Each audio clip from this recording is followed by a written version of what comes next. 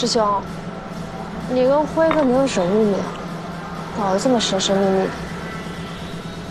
接下来一对完美的组合，灵魂鼓手将带着他的吉他王子，给我们带来《爱之旋律》。老搭档，让我们再现一次华人乐队的辉煌。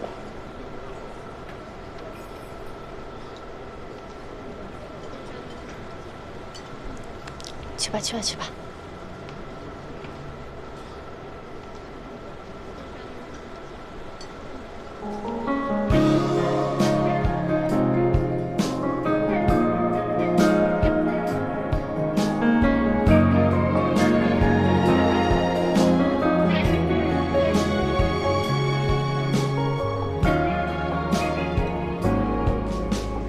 黑夜拨动时针。 喧嚣逐渐代替无声，我们沿着相遇剧本。好帅啊！夜的彩虹，还有穿过沙漠的风，都曾经是我们的见证。谁不是茫茫中迷途的人，找寻1/1000的可能，困在这名为命运的城，却依旧追逐着星辰。别担心我爱着的迷途的人，只背着我孤独灵魂。让我拥抱你的裂痕，你如星灿烂，闪烁在落寞时分。不要走了，好吗？ 你的生命对于爱你的人来说，真的很重要。坏了的东西，你也都能修好吗？可以啊，什么都能修好。那你能修好我吗？别担心我爱着的迷途的人，只背着温暖孤独灵魂。让我拥抱你的裂痕，你如星灿烂，闪烁在落寞时分。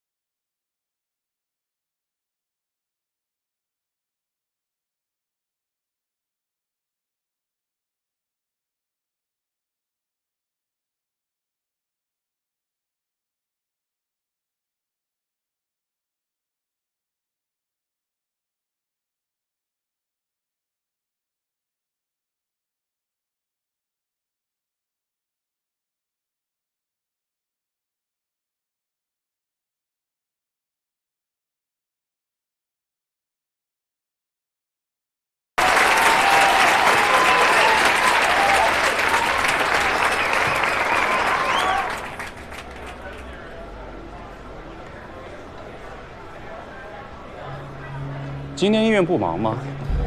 顾医生还有空来这种地方放松？你不也是一样吗？日理万机的肚子，原来还是文艺青年，弹吉他哄姑娘这一套，玩得挺转的。我是为了维安去学的，练了很久，才能跟他的鼓点合上。合不上就别合了，强扭的瓜不甜。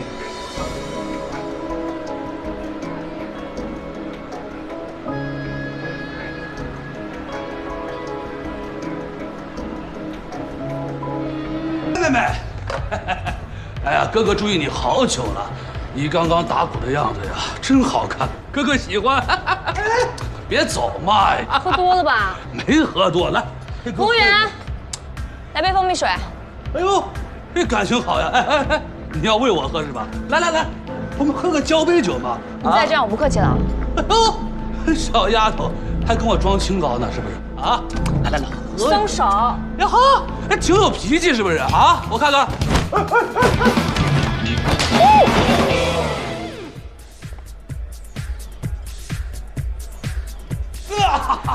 你谁让你多管闲事？实在是对不起啊，大哥，好久没有练柔术了，看到你这样的活靶子，就实在是没忍住。虽然说吧，你浑身散发着臭味，人还长那么丑，但是当靶子凑合用了。对不起啊，大哥。臭娘们儿，你哪冒出来的？姐姐，我告诉你啊，在我没生气之前，赶紧给我滚，否则今天彻底把你摔成人渣。我滚！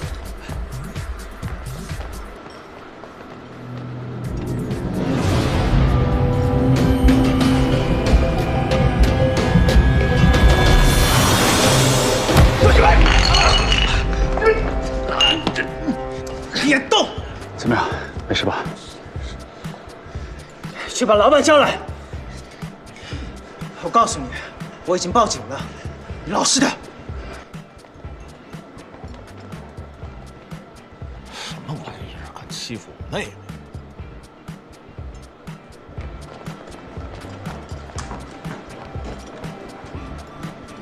老板，麻烦你帮我调一下酒吧的监控吧，我想知道有没有什么我们不知道的细节。你放心吧，维安的事就是我的事。老板，哎，马上过来。这样，等我一会儿忙完，我亲自陪你去监控室。好。你没受伤吧？那就好。顾医生，我就知道你心里是有我的。如果刚刚没有你在的话，我可能就受伤了。顾医生，你这位朋友也不给大家介绍一下？你好，自我介绍一下，我叫李婉彤，我是顾医生的同事，只是同事。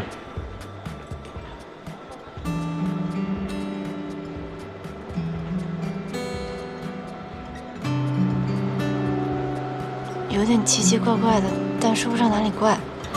这你的谁啊？你认识啊？华人医院的精神心理科哈佛女博士，小老板的追求者。哈佛女博士？厉害吧？我想起来了，维安上次跟我说的就是她。今天大家有缘聚到一起，那要不要喝一杯，一起交个朋友啊？对呀，怎么大家都还站在这儿啊？边喝边聊，走。啊！我就不去了，我还要演出。维安，今天的演出你就不用上了，好好的陪朋友喝喝酒，聊聊天。放心，工资照结，今天所有的消费我全包了啊！我去安排一下，有任何事随时找我。苏维安，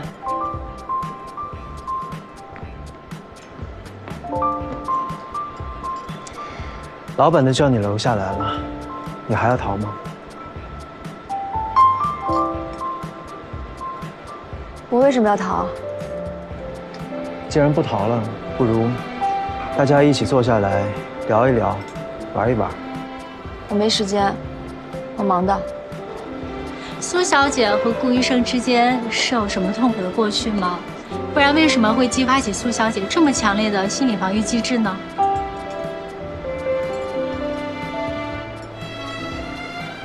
你想多了，没有什么过去，只是单纯不想聊。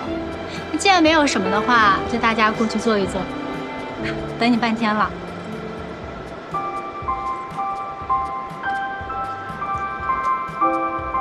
维安，咱们还是去坐一会儿吧。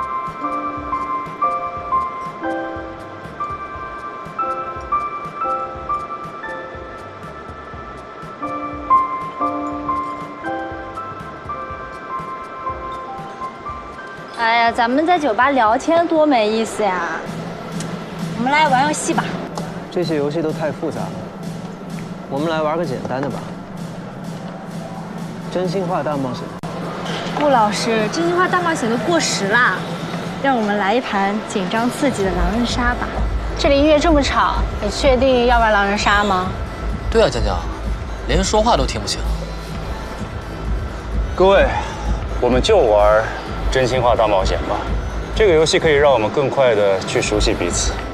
我先来，顾医生。我选真心话。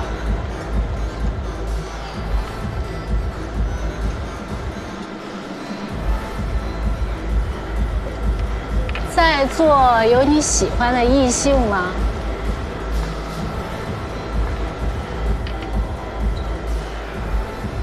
有。谁啊？哎，你这算下个问题了啊，李医生，该你了。好，我来。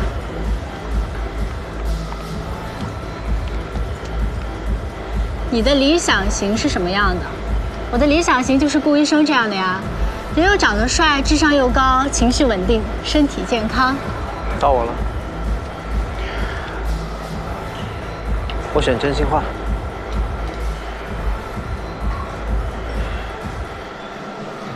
对你爱的人说一句话，你会说什么？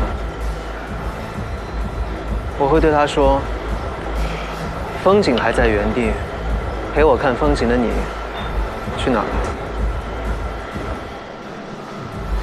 顾医生，你真的是太浪漫了，你在我心里的分数又多加了几分。方一凡，该你了。哦，我来吧。选真心话吧。好。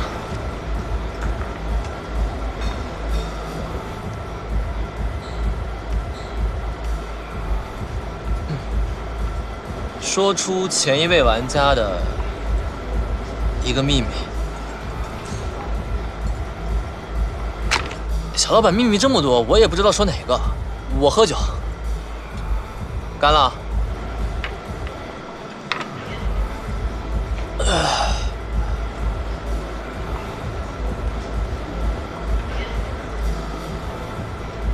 哎呀，你们怎么都没有人选大冒险呢？大冒险多好玩啊！我来选大冒险。找出手机里最近通话的第一个联系人，对他说我爱你。什么呀这是？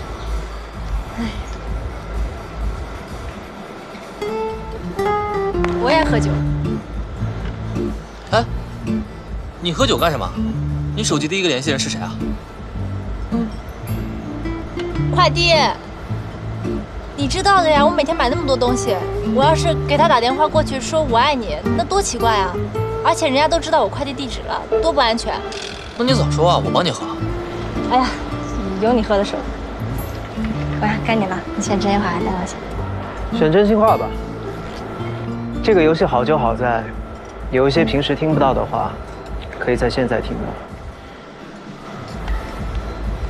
但是我喜欢玩大冒险。对，维安最喜欢冒险嘛。和你正对面的人对视30秒。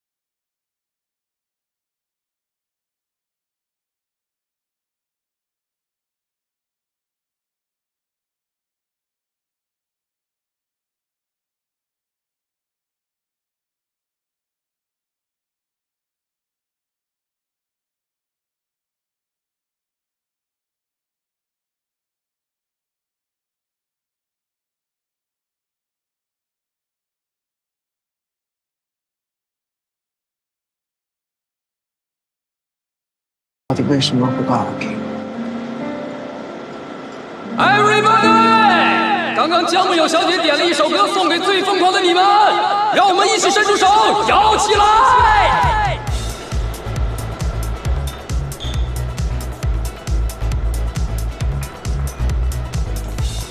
顾医生，成年人的感情最重要的就是对自己负责。过去的东西它再美好，它都已经过去了。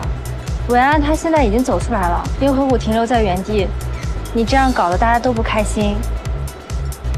是我让他不开心的吗？是啊，伟安他每天生活真的很累了。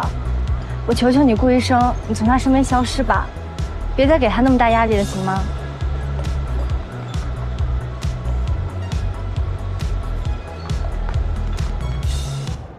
维安，你没事吧？你跟顾云珍是不是有什么故事啊？看你们刚才没有。在拉卡亚的时候，他是医生，我是翻译，我们就是单纯的工作伙伴关系。可能我走得太急了，没有跟他解释清楚，他有点误会吧。除此之外，也没有别的什么东西了。其实我很喜欢在你面前的自己，摘下面具，远离竞争，酣畅淋漓的快意生活，真好。维安，其实你也可以这样，有什么不痛快的都可以说出来。但是比起酣畅淋漓的人生，我更想要的是平平淡淡的长久生活。你啊，不用把自己逼得太紧，放松一点，做自己。但是我没有时间了。为什么？我要赚钱养家。我爸去世了，我妈退休了，家里赚钱的人只有我。我妈养老金还有家里贷款，都得我考虑。小小的人儿哪能有这么多的烦恼呢？我真想有一个熨斗，下一次你再皱着眉头，我就给你熨开了。我可不想看我师妹小小年纪就像个小老太太一样。那我得先谢谢师兄了，这样的话我还省了一笔面膜钱呢。哎，医药代表很挣钱，你要不要考虑来我公司？算了，国内那么卷，我可卷不动。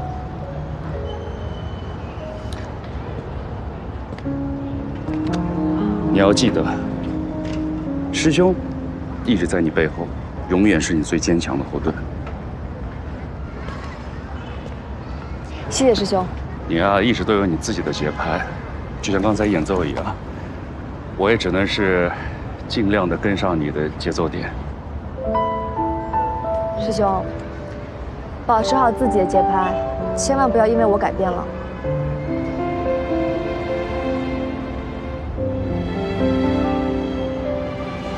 希望我的师兄以后能够成为中国最大的医药公司总裁。就算不当医生了，一样也可以上华人医大的荣誉校友榜，对不对？接个电话。喂。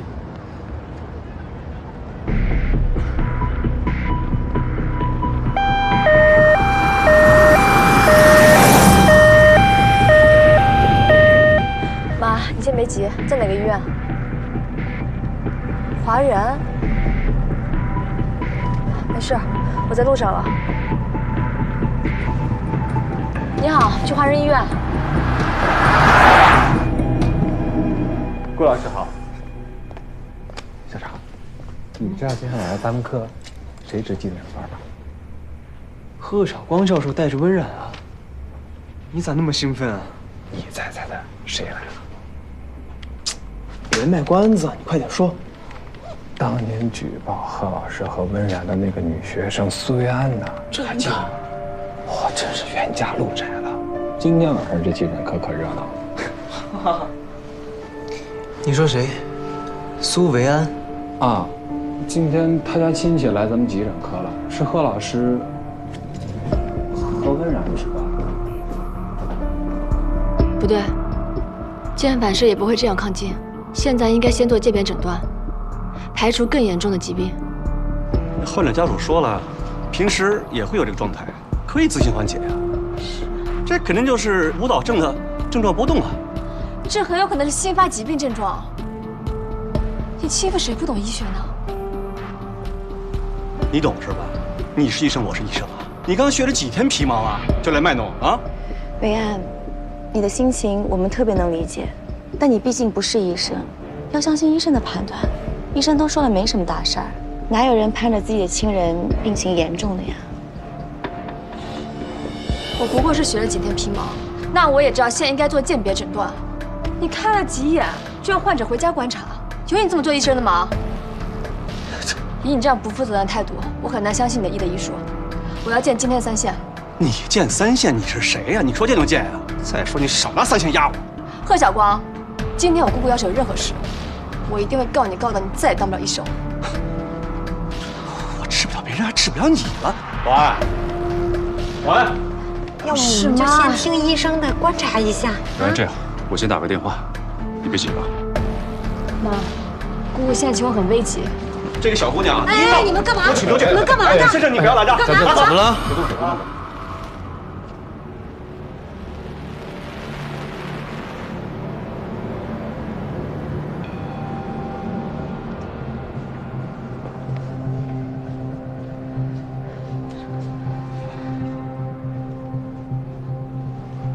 没什么事儿，这儿有个医闹，忙你的吧，顾医生。我这值班，我来负责啊。贺医生，我是问你患者怎么了？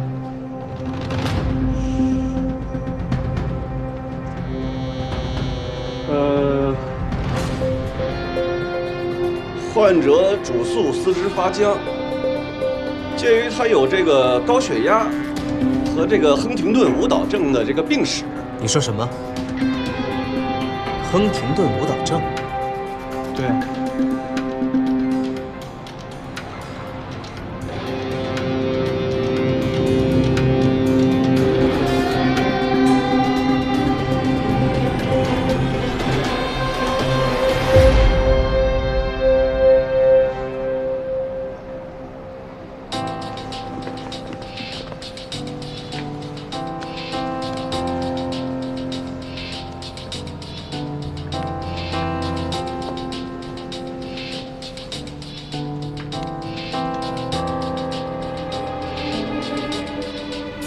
患者巴氏症阳性，立刻给患者安排头部 CT。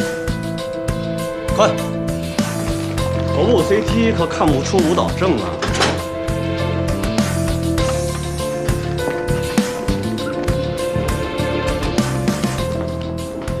但 CT 可以看出脑出血。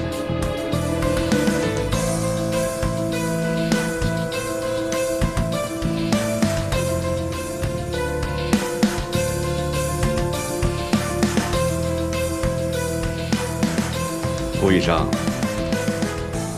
你不会是怀疑我误诊了吧？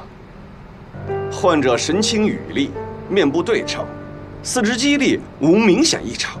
就算是巴氏症阳性，但是亨廷顿舞蹈症本身也可能出现病理性阳性啊。这就是典型的舞蹈症的症状波动啊，还浪费什么时间呀？反而这些患者家属刁蛮无理，在那儿闹事儿。如果你这个头部 CT 出来没有问题，那他们是不是还得告我们过度医疗？贺医生，亨廷顿舞蹈症的体征具体都有哪些？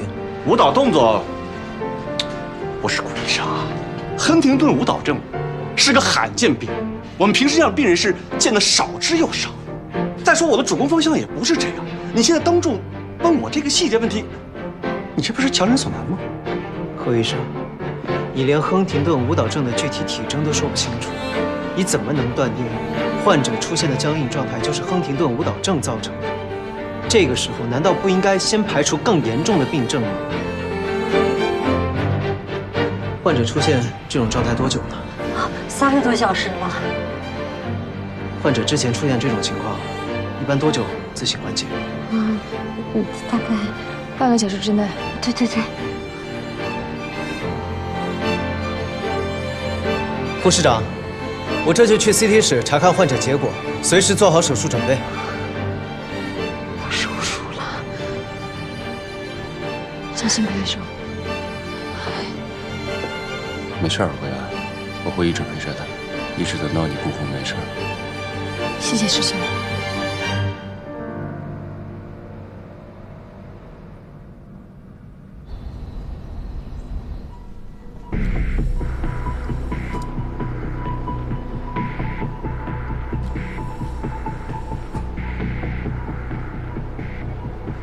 脉瘤架。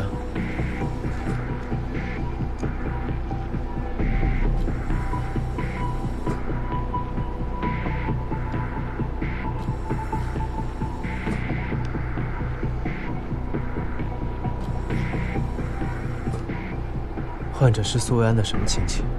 听维安妈妈说是姑姑。亲姑姑吗？应该是。怎么了？没什么。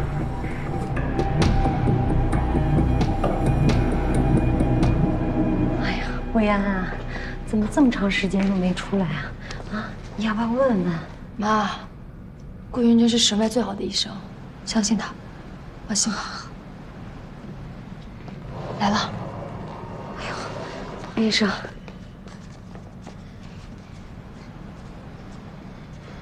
手术很成功，但是现在还不能判定这次出血究竟给患者造成了多大的损害。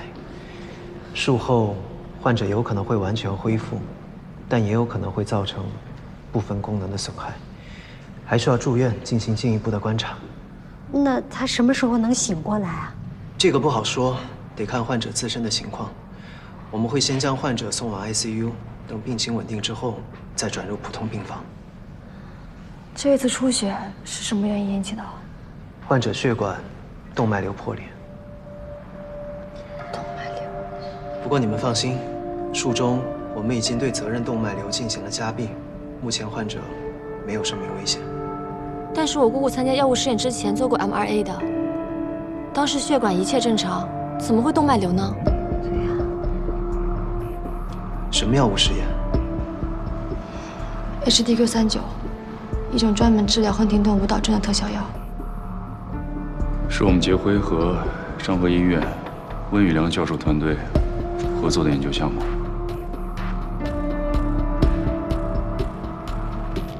这属于药物试验当中出现的不良事件。我会和温教授进行沟通，并和他商议患者之后的用药。好，顾医生，那以后还有好多事儿都要拜托您了。不客气。妈，不早了，让医生回去休息吧。好，我们也回去。那我们先去忙了。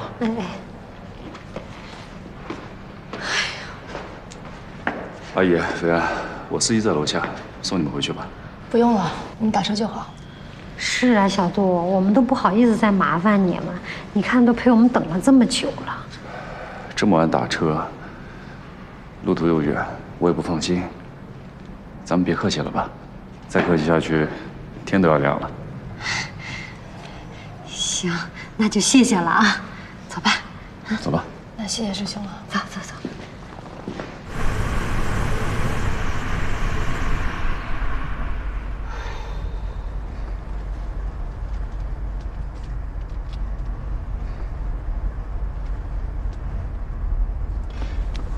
小杜啊，刚才那个顾医生，你们认识吗？熟不熟？哦，认识，但也只是认识。阿姨有什么事吗？这不阿元做手术住院了吗？哎呀，中国有个熟悉的医生，是不是更好一点？阿姨，那家医院的院长是我父亲，除了刚才的顾医生，其他省外的领导我也都认识。您如果有什么需要打招呼的地方，您尽管吩咐。哎呦，那太好了。妈，顾医生对待病人非常认真负责，就算不打招呼，他也会做好一个医生该做的。哦，你们认识啊？他们是在拉。顾医生是华人的老师，他的医术和为人在我们学校很出名的，就别担心了。好，那就好。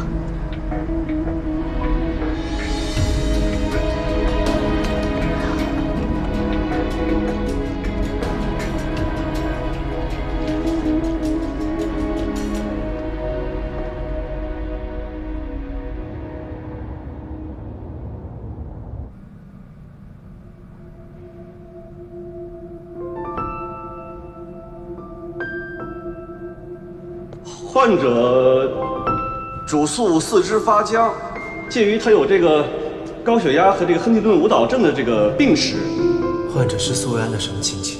听维安妈妈说，是姑姑，亲姑姑吗？应该是。怎么了？亨廷顿舞蹈症。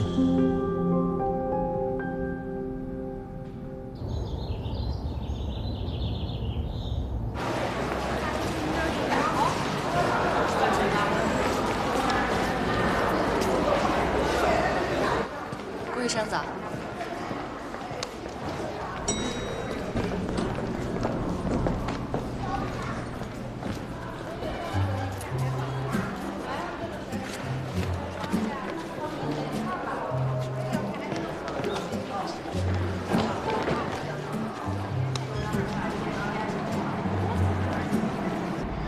我是李婉彤，你想干什么呀？你说我想干嘛？据说送男人领带就能套牢男人的心，这个品牌适合卓尔不群的你。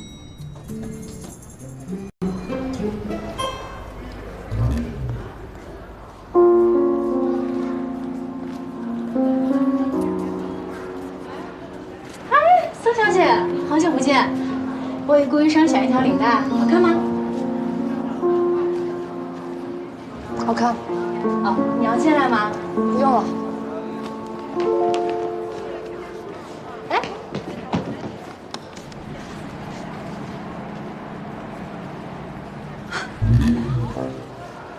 顾云峥，你在我面前做了这么 man 的事情，只会让我对你越来越痴迷。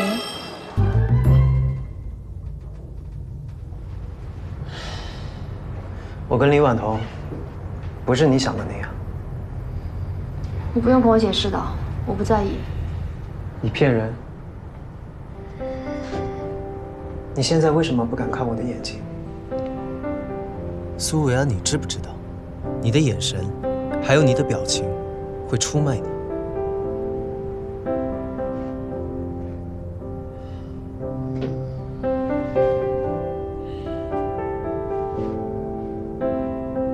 我可不可以请你帮个忙？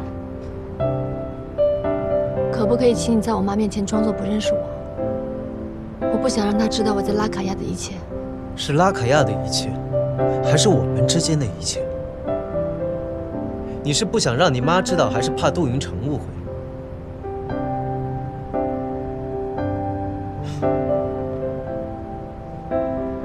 怕他们知道你替我挨过一棍，怕他们知道我们一起看过《暗夜彩虹》，还是怕他们知道我们一起看过《星星》？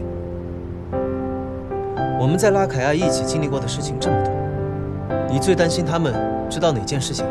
都不想。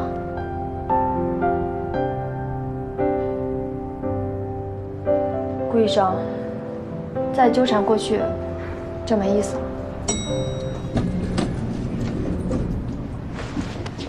干什么呢？这里是医院。幸好是医院，如果不是医院，你是不是又要跑了？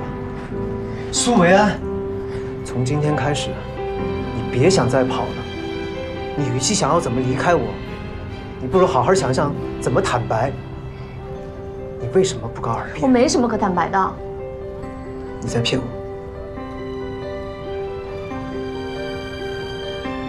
就是为了杜云城，不行吗？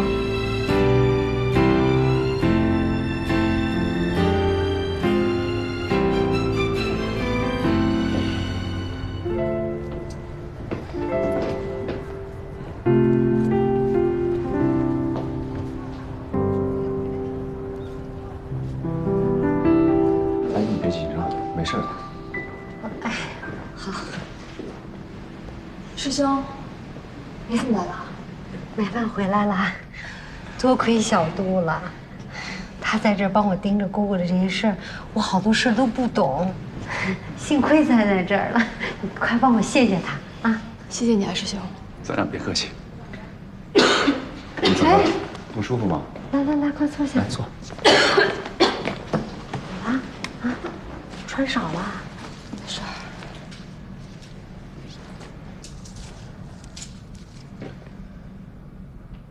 还记得啊？你这随时都装着糖啊！维安低血糖，认识他之后，我就习惯性在身上带一块大白兔。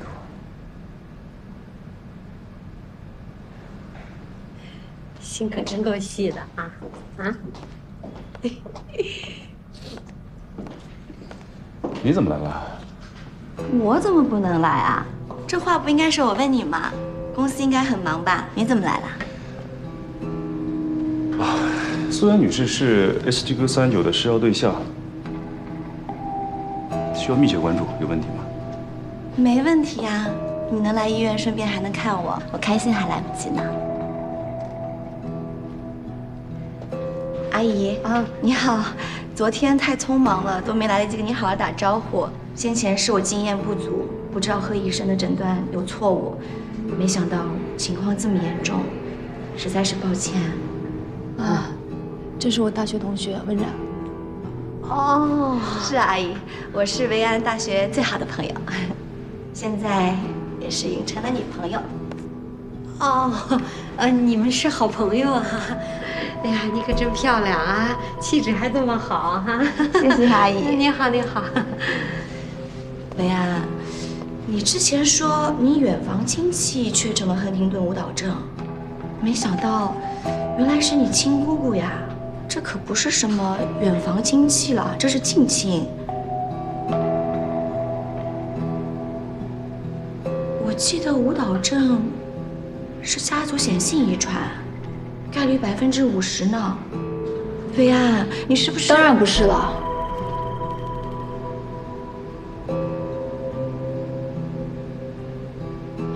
这种事情还是要做一个基因检测才能放心。你做过了吗，维安？做过了，我是阴性的，没有致病基因。你在哪里做的？现在外面很多机构都是骗钱的，要不你把报告给我，我帮你看一下。不用了，谢谢你的好意。你是在我们华人医院做的吗？现在都有电子档案，我可以帮你翻出来看一看。不用。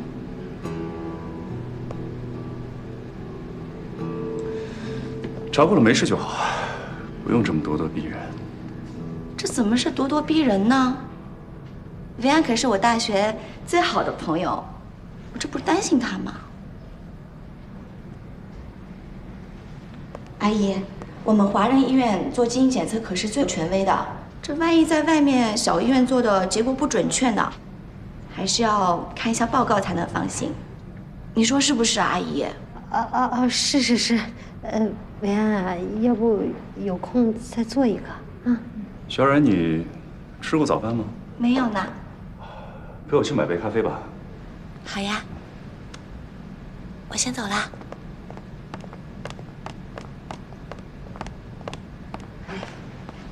你这个师兄的女朋友都跟你说过了，不要乱点鸳鸯谱。他还跟你是好朋友呢，啊，这也太天真了吧！哎呀，被那个医术不精的贺医生随随便便就带到沟里去了。你才是真天真。嗯。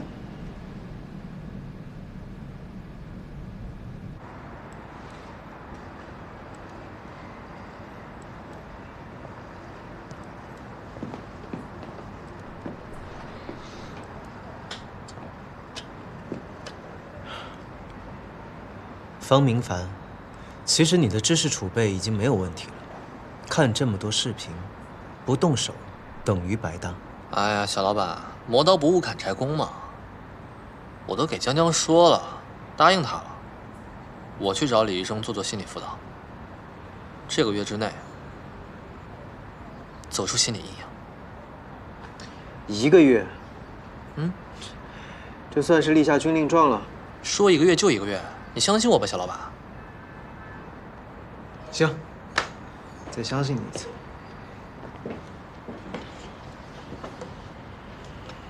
小老板，你现在在办公室干嘛？我下午的班儿，我不在办公室，我在哪儿？苏维安一大家子人都在医院啊，这可是你表现的大好时机啊！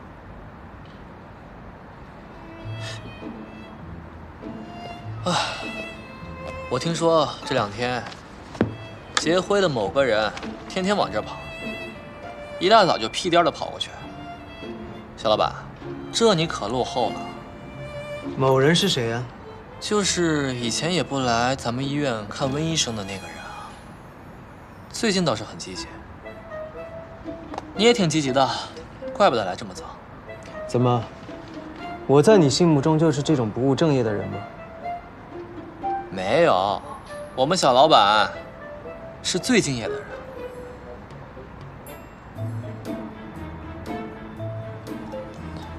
我就不信你真的坐得住。5、4、3、2。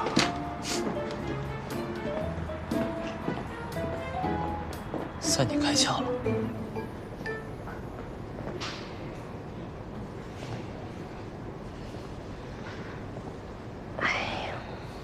那回去休息一会儿吧。那阿珍晚上有什么事儿呢？我在呢，我守着姑姑。行，那我回去收拾收拾她住院的东西啊。小苏就谢谢你了。客气了，阿姨。注意安全啊。好，我先走了啊。维安，医院附近有一家5星级酒店，和我们公司签了合作协议，要不我让林柱安排你去那儿入住吧？不用了，你就在这待着，万一有什么事儿呢？这儿能有什么事儿啊？我让林柱来，有什么事儿通知你，离得也近。我有间公寓，离医院很近。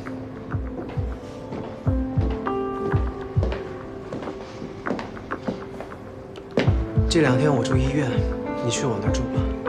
不用，我在这儿休息就好。在这儿休息？走廊吗？那怎么行呢？医院有明文规定，走廊不能睡人。你睡在这儿，不仅自己休息不好，还会影响其他的患者和家属。还是住酒店吧，晚上能舒服一点。我家小区安静，没有那些乱七八糟的人，有孩子住更安全一些。真的不用了，让我安静一会儿吧。这样吧，维安，我值班的时候，你可以去2线休息室住，我睡办公室。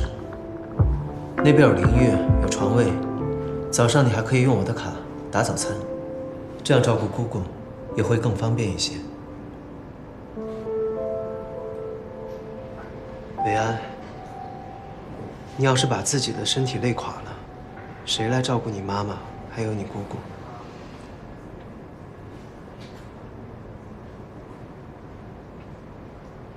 那谢谢你了，我去买点东西。师兄，你也早点回去休息。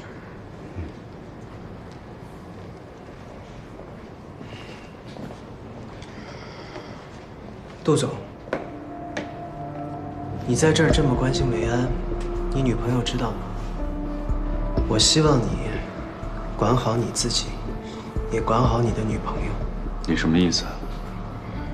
我建议你可以去问问万味酒吧的老板，让他把监控给你看一看，你这样就知道维安被骚扰的那天究竟发生了什么。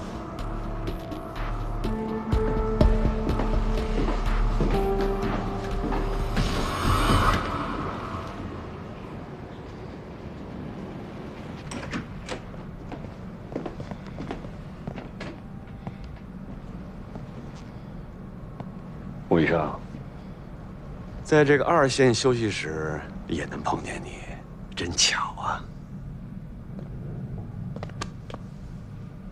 没事儿。贺医生，26床的患者目前的手术指征明显不适合做微创，为什么不考虑开颅？那是患者家属坚持的。谁是患者的主治医生？贺医生，我想你应该很清楚，究竟是患者听医生的，还是医生听患者的？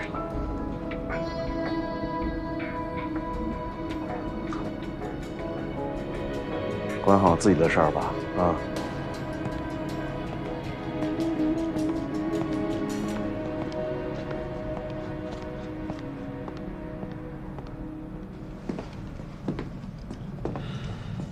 哎，喝口水吧。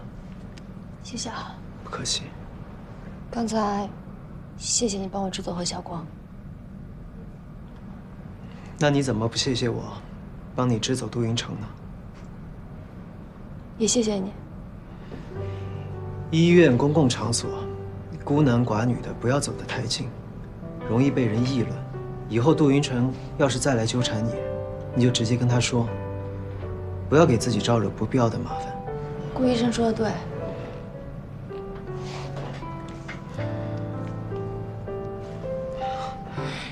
你就是这样对待你的恩人？刚才不是顾医生说的吗？孤男寡女在这样的公共场合容易被人议论。所以在你的心里，我跟杜云成一样。有什么不一样吗？有什么不一样？你需要我来证明有什么不一样？顾云峥，这里是医院。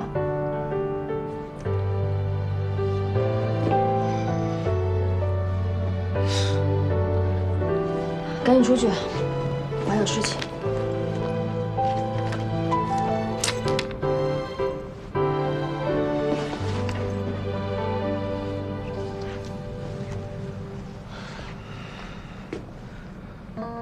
苏维安，这是什么？一个普通的破石头。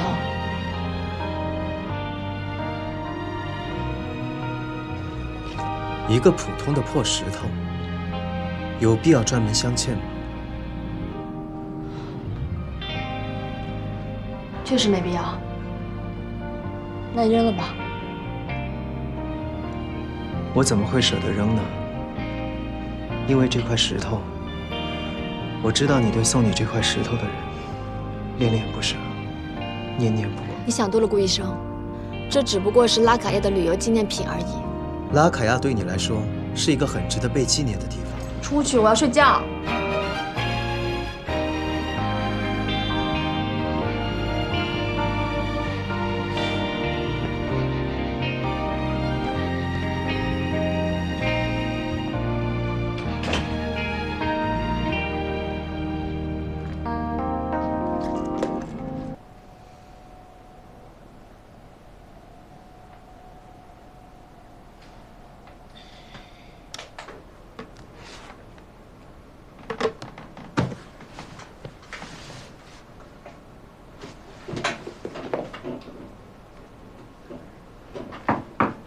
请进。你怎么又来了？你说呢？哎，怎么了？里面太闷了，去外面吃。去外面吃？你确定？确定。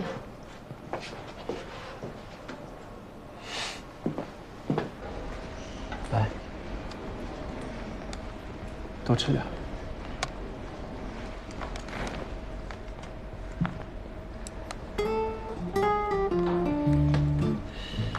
早知道在外面吃会被当做国宝围观，还不如在里面吃呢。好好吃你的饭，不用管他们。你不理他们，他们自己就散了。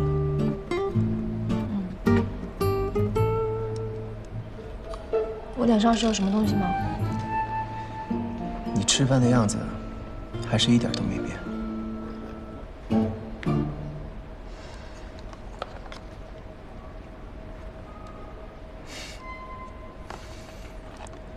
习惯一旦养成了，是很难改变的。即便你再怎么伪装，也是没有用的。怎么吃了饭还被人点评啊？我吃饱了。哎，好好好，我不说了。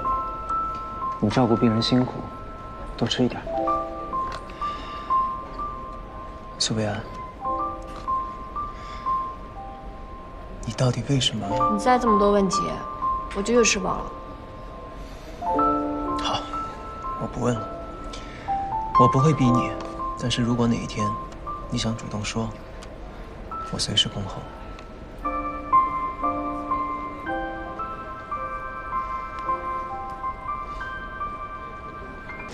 你们发现没有，顾医生对那个12床的家属格外照顾。可不嘛，他不仅为12床亲自做手术，还和那个女孩忙上忙下的。这个家属什么来头？听说是华人医大的学妹。温大夫啊，哟，来了。可不只是一个区学妹，我俩同级。苏维安，她可是我们华人医科大学的风云人物，她的故事特别多。说来听听。当时在学校的时候，真的是当年举报贺主任的那个女学生？是啊，为了和温冉争第一数，不光举报老师，还一封信直接闹到国外杂志，颁给同班同学的奖项都深深撤回了啊！厉害角色。她当初跟温冉还是好闺蜜呢。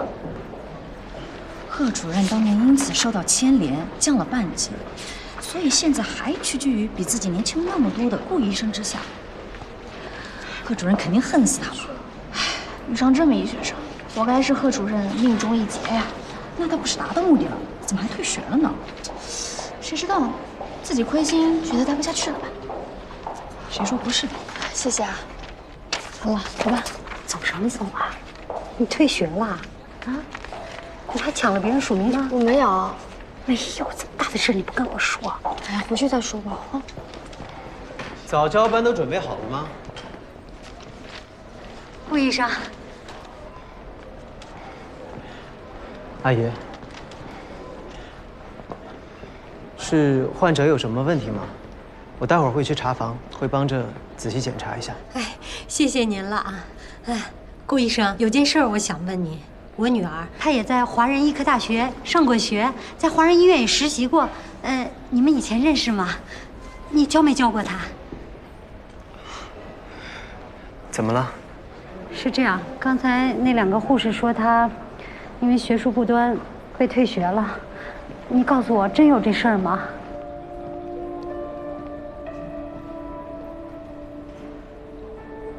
说的可不就是您女儿吗？要不您以为她为什么会退学呢？哎呀，她千不该万不该啊，不该抢人温冉的署名，这是原则问题啊，闯大祸了，能不退学吗？我才没有，你不要乱说。对，我女儿不是那种人，她这几年一直都在法国上学的，对吧？这位大姐呀，你确定你女儿是在法国上的大学吗？我怎么听说她这几年一直在拉卡亚呀？要不她就是善意的谎言，故意骗您的？不过好像她也不是第一次骗人了，是吧？不可能，我女儿她从来没有骗过我，对吧？啊，你告诉妈妈没骗妈妈，是不是？啊？顾医生，我女儿从小到大拼了命的要考华人医科大学，就是为了要当个好医生。你告诉我，她是个好学生，是不是？啊？没错，阿姨，苏维安，他是我印象当中最优秀、最聪明的学生。据我所知，他没有做错任何事情，倒是某些人爱搞一些小动作，违背师德。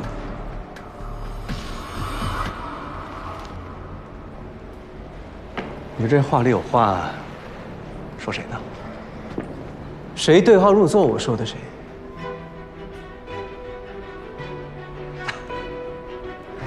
顾医生，我谢谢你啊！啊，我看出来了，你是不是喜欢苏菲亚呀？所以才帮她。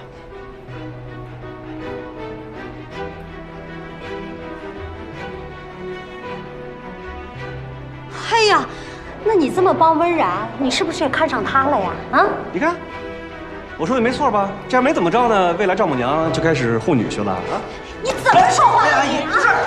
你什么时候你管管你们？我女儿清清白白的求学，她什么样的人品，我可以证明。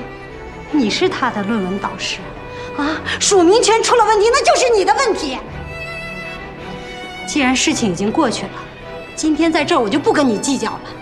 但是你给我记住了，从今天开始，从现在开始啊，你要是再敢诋毁我女儿的名誉，我就会以学生家长的身份，我要去告你，告你师德不端。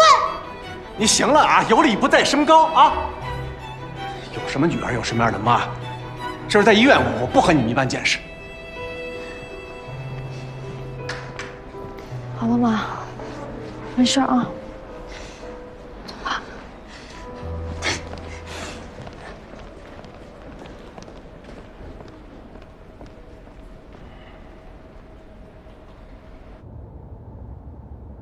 医院里的那些议论你也听到了，你是打算自己说呢，还是让我问啊？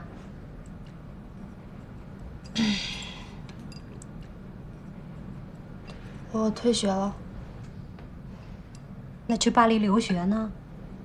也是假的。你现在是长大了是吧？啊，这么大的事你都骗我？那你告诉我，这些年你去哪儿了？就干嘛去了？我觉得学医太苦了，坚持不住。我跟那些背包客一样，游山玩水，吃喝玩乐，一边找工作一边旅游，去了好多地方呢，什么普吉岛啊、南法尼斯，什么摩洛哥，都是很好玩的地方，又好玩又漂亮，比读书有意思多了。你呀，你应该早点告诉我呀。你别怪我了，行不？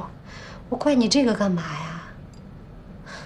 你不想这么累，我也不想让你这么累。学医多苦啊，可是是你自己选的，是吧？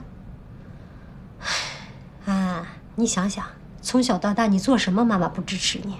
但是退学这个事儿，它太大太丢人了，我怕你说。我有什么好失望的？我怪就怪我自己没本事，不能挣钱养活你。你喜欢游山逛水的，我应该支持你啊！世界这么大，就应该出去走一走，对吧？就是你应该告诉我，什么事都不应该瞒着我呀。哎，在你眼里，我是这么不通情达理的人吗？当然不是的。那兰姐，医院里那些闲言碎语，咱就别往心里去了。我怎么可能往心里去呢？刚才顾医生，那不已经当众承认你的优秀了吗？是不是？也肯定你了啊。就是顾医生这么帮衬我们，我看他也挺维护你的。你们俩是不是有点啊？没有，我们俩什么都没有。也对，就你这条件，你也配不上人家。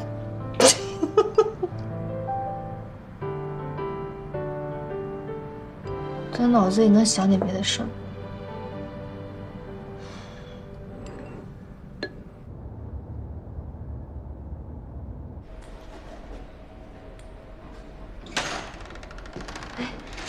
顾医生，病人怎么样啊？病人状态已经平稳，可以转去普通病房了。太好了，谢谢啊。阿姨，维安，你怎么来了？我给姑姑安排了采光还有设施最好的 VIP 房间，带林出来把她转过去。你现在就去给苏媛女士办理入住。这个太贴心了，我们家的事儿啊，你忙前忙后，操了不少心。哎，维安，你得好好谢谢人家啊！谢谢你啊，师兄。不用客气，让维安赏脸请我吃个饭就好了。一定的。我先去忙了。啊。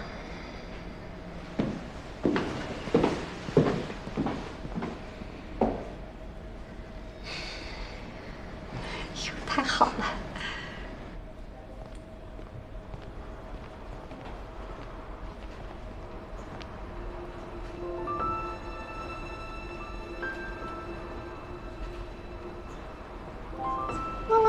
你看那个阿姨在翻花手，是不是要拍小视频啊？你可以像我这样翻，你看我翻的多好。不许这样没礼貌啊！对不起，对不起，我们家小孩他不懂事啊。没事。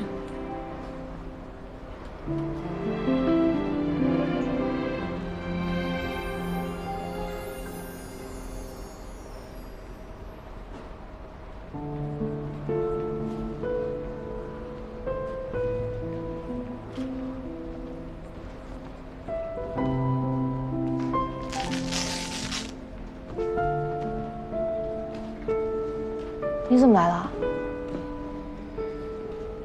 姑姑，来，你试试这个。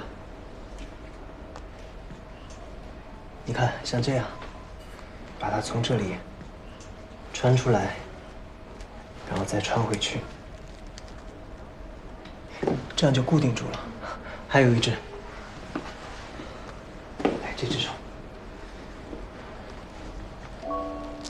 这只也是一样的。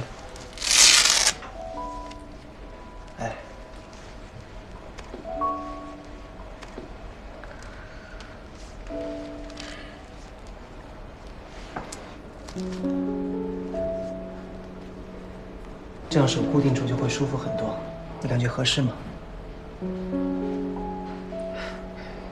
谢谢。应该的。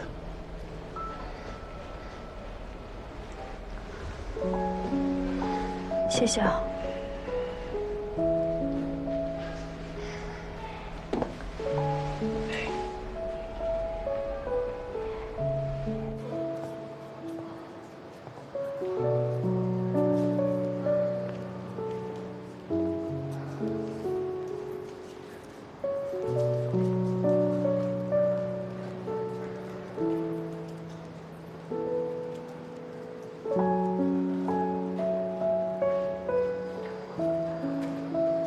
苏维安，今天如果是你，你想不想结束这一切？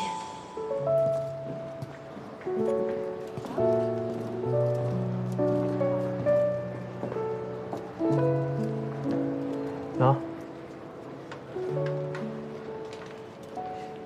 众生皆苦，喝点甜的吧。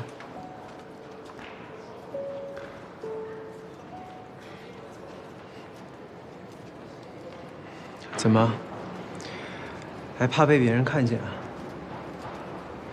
我这只是主治医生和患者家属沟通而已。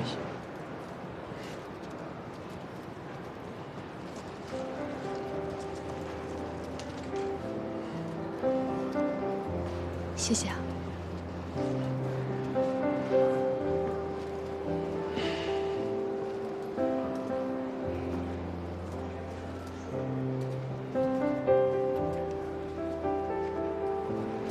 我6岁之前，我姑姑一直在圣彼得堡留学。我爸说，她是唯一一个从他们县城里走出来的国家级别的小提琴家，很难想象吧？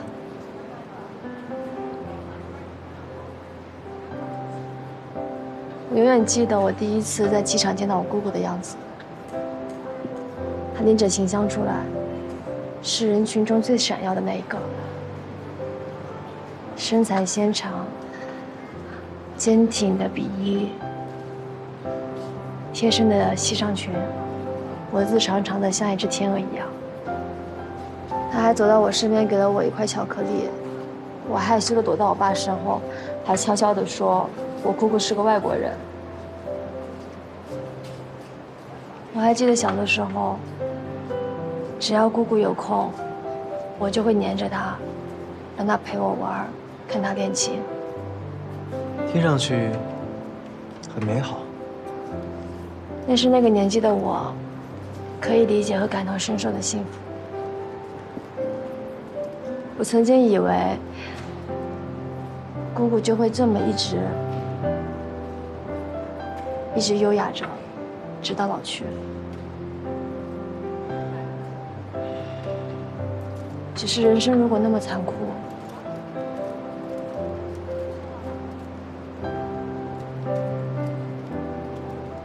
是不是不如离去？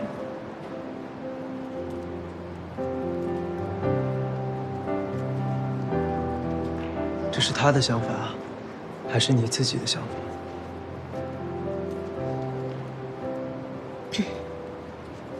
对不起啊，我心情很差，胡言乱语的。 你可以答应我一件事情吗？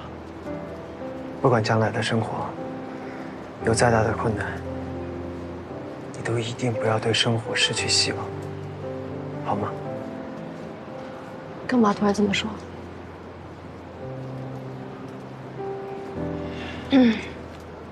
出来有点久了，我回去陪姑姑了。苏维安，可你还说过不做逃兵。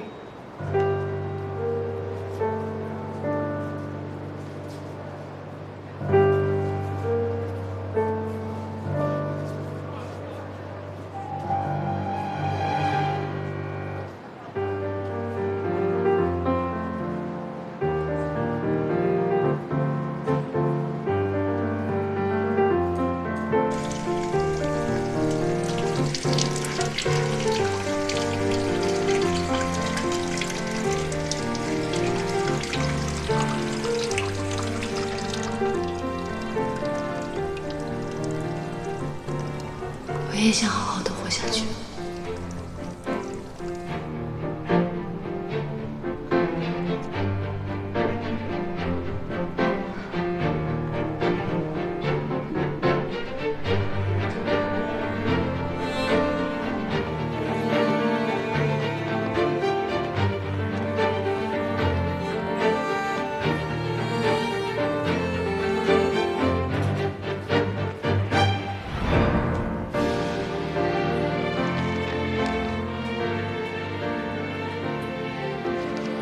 亨廷顿舞蹈症的专业文献真是少之又少。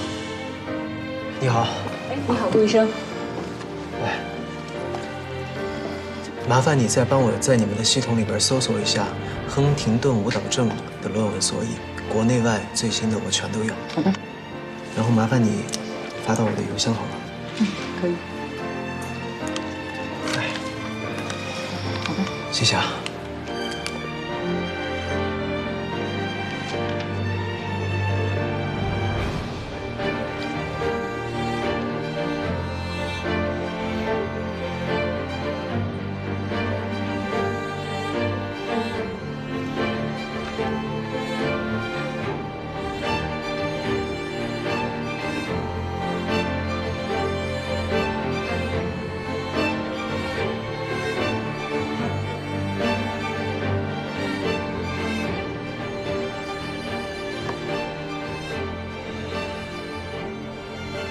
常染色体遗传，50%的概率。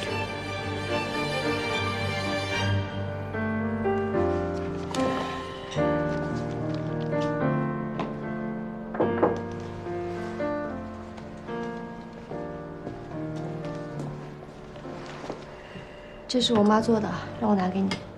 阿姨做的？怎么感觉你好像很不情愿呢？没有。我也想着要感谢你的。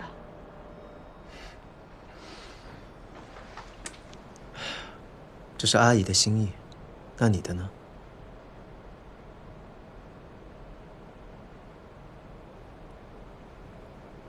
没关系，先欠着吧，等将来再找你还。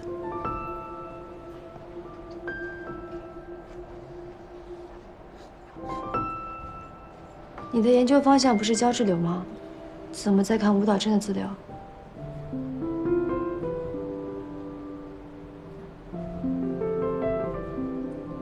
我是苏源的主治医生，需要及时的更新医学界的研究成果，好针对性的制定治疗方案。怎么了？有问题吗？没问题，只是觉得顾医生日理万机，没必要在一个这样的不治之症上浪费时间。我先走了。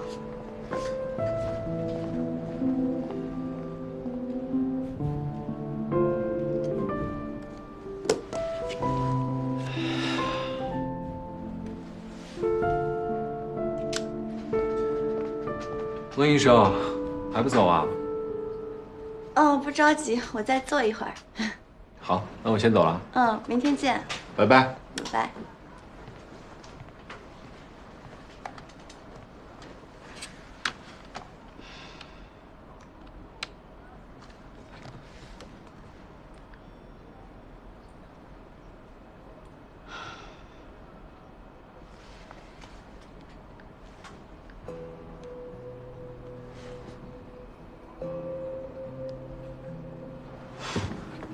苏渊，你可真行！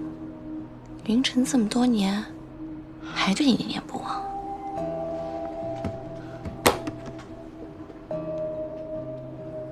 不必为了我，非要投资我爸的项目。他的研究会成功的，但是你要追求经济效益，我也是能理解的。投资舞蹈症项目，并不只是为了钱。那是为了什么？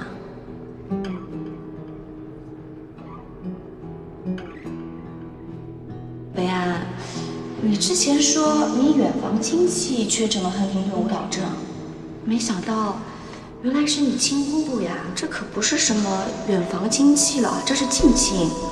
维安，你是不是？当然不是了，做过了，我是阴性的，没有致病基因。哎，你是在我们华人医院做的吗？我可以帮你翻出来看一看。不用。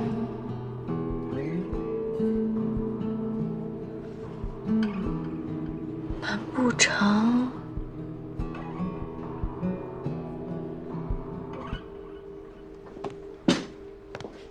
哎呀，小冉，真是让你费心了。应该的，阿姨。哎，啊，你来啦！小冉啊，给你预约了一个基因检测。他说呢，华人大医院准确率高，今天就能做啊。对啊，我带你去抽个血，很方便的。不用了，这么小的事情不麻烦你了。啊，要不今天还是测一下吧？测一下，妈不就放心了吗？啊？嗯，我有空就去做。你现在就有空啊？姑姑已经休息了，阿姨一个人在这就行了。反正你在这也没啥事儿嘛。那就测一下吧，测一下，大家心里都放心啊。对，一次检测换阿姨份放心，多划算。去吧，去吧。谢谢啊。医生，帮我朋友加急处理一下。还有，这是我朋友的牙刷，以防万一，血液和唾液2份都做一下，谢谢啊。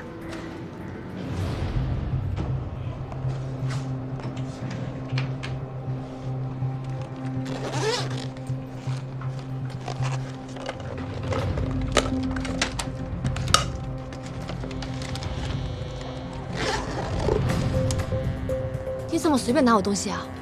我知道你想不到这些细节，有时候基因检测报告不准，双保险。好了，你完事了，我先走了，拜拜。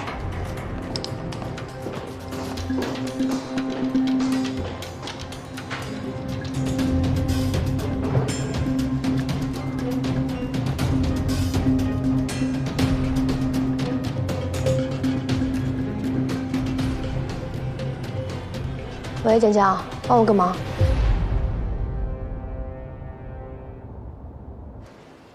你好，我拿一下报告。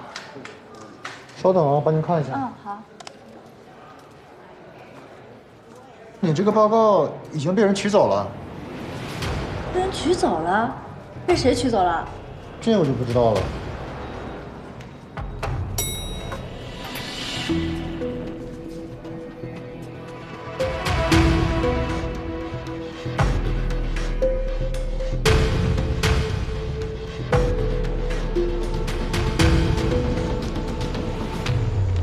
累了吧，小娟？温师姐，可不嘛，这连续加了好几天夜班了，困死我了。刚好给你带了杯豆浆，还是热的。师姐也太贴心了吧！我闺蜜做了一个检查，我来帮她拿一下报告。你有患者本人的委托书吗？啊，这不，外面大厅的信号又不行了，机器取不出来，只能来找你了。那台机器太老了，经常出问题。那患者本人来了吗？他姑姑不是住院吗？都忙不过来，这不着急看，让我来帮个忙。他是我大学最好的朋友。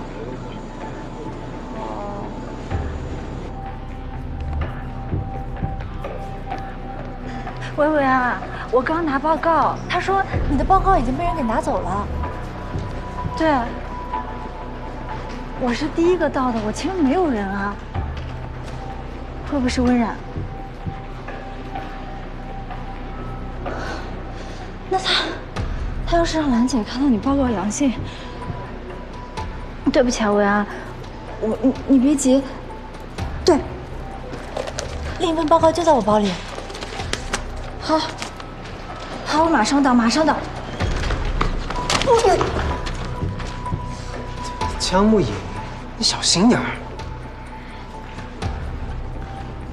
这是什么？顾医生早。不是，你跑到检测中心来做什么？检查什么？检查身体啊。我最近肚子老是疼，就女生每个月那么几天，你懂的呀，顾医生。详细的我也不方便多说，你确定还要听下去吗？不用了，你注意身体。拜拜，顾医生。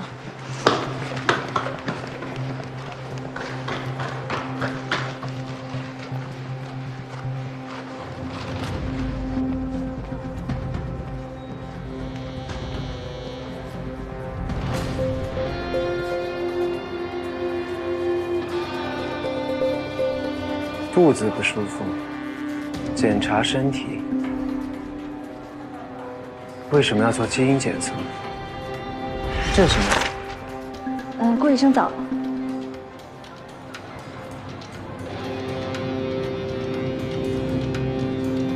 牙套石。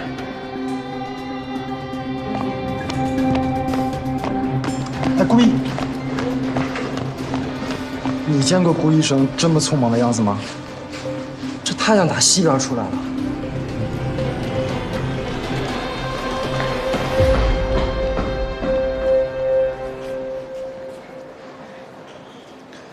小冉，我到了，你在哪儿？让我来医院干什么？伟安，你的基因检测报告出来了。小冉，是伟安的结果出来了吗？怎么样啊？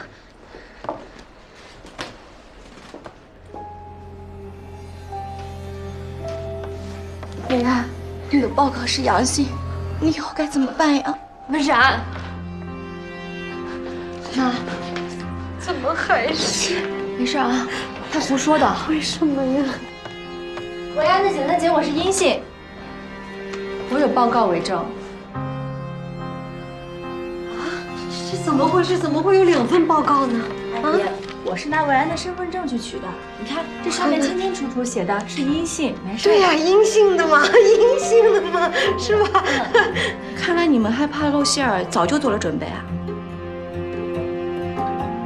伟安，你不应该做份假的骗阿姨呀。温冉，到底想干什么？伟安，虽然这个结果我们都无法接受，可是我们是医学生，我们要相信科学。虽然这个病现在还无药可医，可是如果我们提前做准备，说不定可以延缓发病的。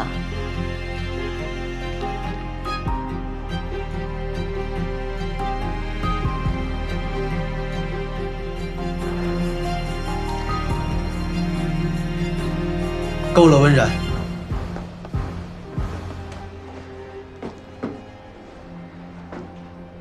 江木影，你的那份报告是从哪儿来的？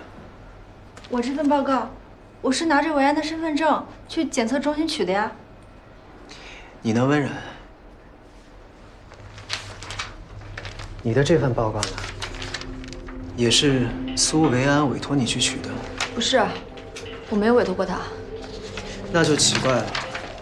医院有明确规定，只有患者本人或持有患者身份证和委托书的人，才可以帮患者调取检测报告，否则就是侵犯患者的隐私，轻则记过，重则开除。温冉，你该不会连这么基本的医学伦理都忘记了吧？我没有。阿姨，我听说今天检测中心他们系统全都故障了，正在检修，打印出了很多数据错误的报告，已经扔进垃圾桶了。所以，你的这份报告，该不会是捡来的？如果不是捡来的，难道是你串通了检测中心的同事，偷偷拿出来的？如果是这样，那就是严重违纪。按照规定，我是要向上面举报的。我捡来的。捡来的报告你也敢拿来吓唬人？温冉，请你离维安远一点好吗？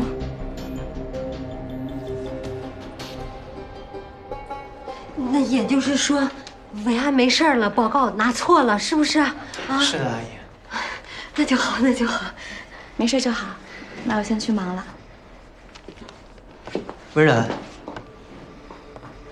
怎么了，顾医生？以后没有求证的事情，不要在医院里随便乱说。这一次只是虚惊一场，但如果下一次再闹出今天这样的闹剧，我一定会追责到底。知道了。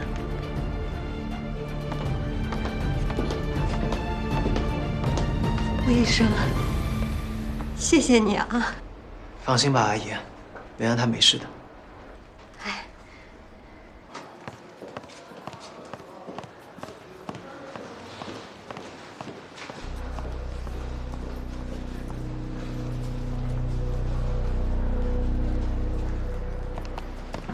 张慕云，顾医生，我问你，你手里的那份报告单究竟是从哪儿来的？我在报告处取的呀，我拿维安身份证取的。好，那温冉那份呢？他那份又是从哪儿来的？我怎么知道？那肯定是他伪造的呗。温冉，你又不是不知道，他针对维安不是1天2天了。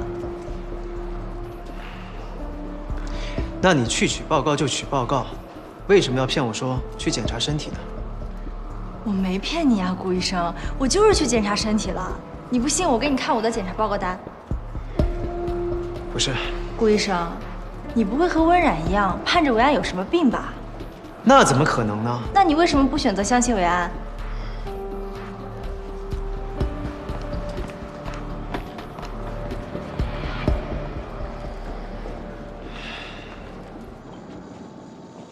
我问你，今天早上有没有人私下来找你拿过报告？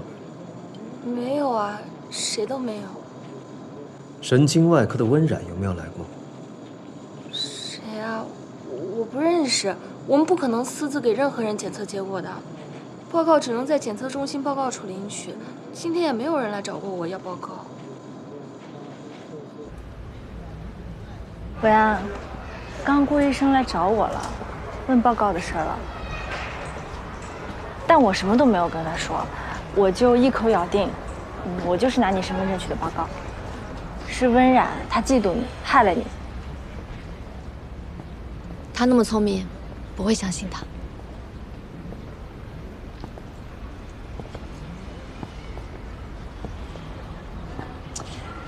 但是就算他怀疑报告是假的，可是他帮你瞒住了兰姐呀，是不是就说明他根本不在乎你生不生病？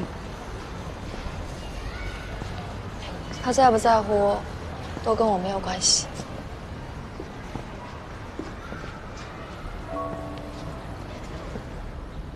维安，你这样子强撑，会不会很累？小江，舞蹈症是一个让人很绝望的病。顾云珍现在能接受，那以后呢？想象跟真实面对根本不是一回事儿。我是父系3代遗传患者，最坏的情况，可能都不用等到30岁，我就会慢慢失去记忆力，然后失去行动力，四肢不停地舞蹈，直到死亡。你别说了，维安。所以江江，与其这样，我宁愿不要开始。反正我不管别人怎么想，维安，我会一直陪着你，不管你变成什么样，我都不会扔下你的。走吧。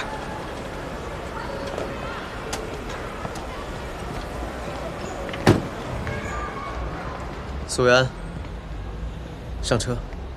干什么？上车。不上。干什么？上车。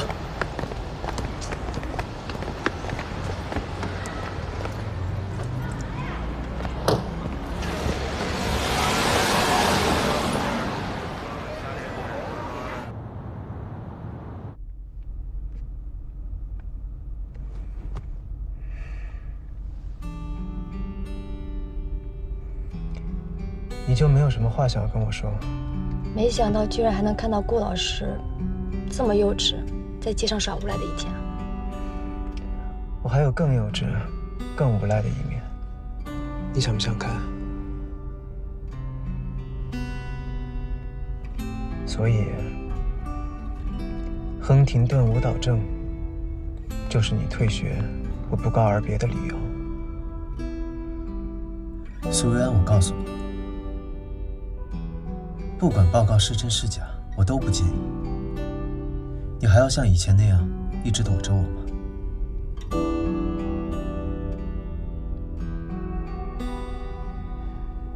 我想你可能误会了，我之所以离开，跟舞蹈症没有任何关系，只是因为没有感觉。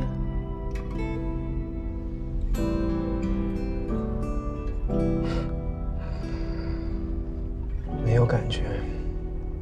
那你之前跟我在一起，我们一起经历的那些事情，又算什么呢？是你一直在演戏吗？是啊，就是我的一时冲动。谈恋爱有什么好的？谈恋爱还要费尽心思照顾另一个人的感受，还是赚钱好？只要有钱，每一天照样可以过得很开心。所以顾老师，我不需要感情，也更加不需要无关紧要人的关心。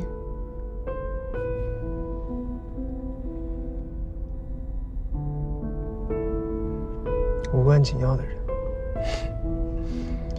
对你来说，我是无关紧要的人。好啊，苏维安，很好。那我就把你的情况如实告诉你的家人，让和你有关系的人去关心你。你是在威胁我吗？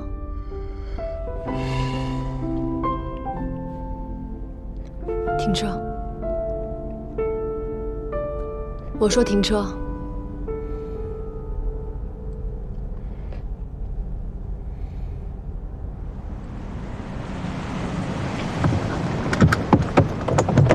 苏维安，苏维安，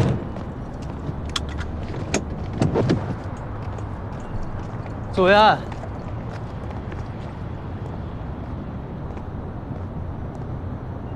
苏维安，我不是那个意思，对不起。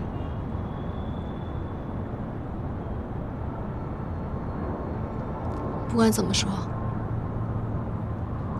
还是要谢谢你照顾我姑姑。你能不能说点别的话呀？我不想听你说谢谢。我觉得李医生也挺好的。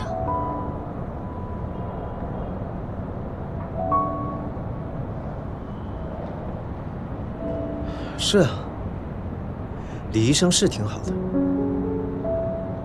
但是他好，我就要跟他在一起吗？我觉得你也挺好的呀，你为什么不跟我在一起呢？强词夺理。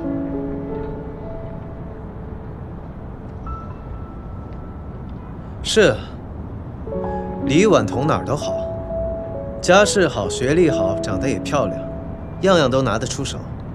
最重要的是，人家喜欢谁就直说，从来都不会藏着掖着，不像某些逃兵。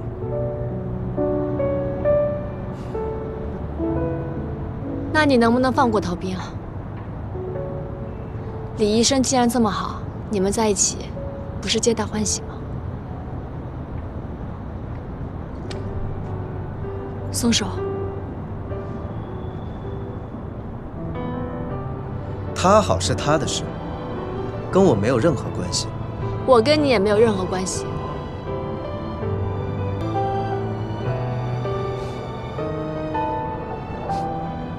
你笑什么？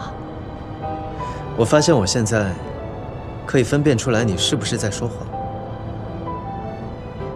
苏维安，你现在话说的有多狠，就表示你有多爱我。你的话都得反着听。你现在说你不想跟我有关系，其实就是在说你爱我，但是不敢跟我有关系。对吗？你是不是脑子有病啊？你这种情况在心理学上叫钟情妄想，随便脑补剧情是种病，得治。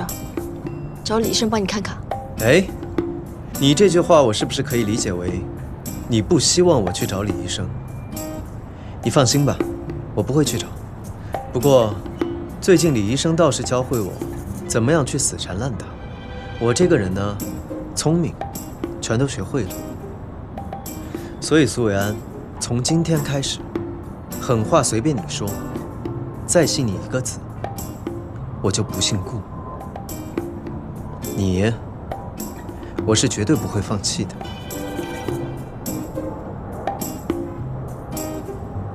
无聊。我也爱你。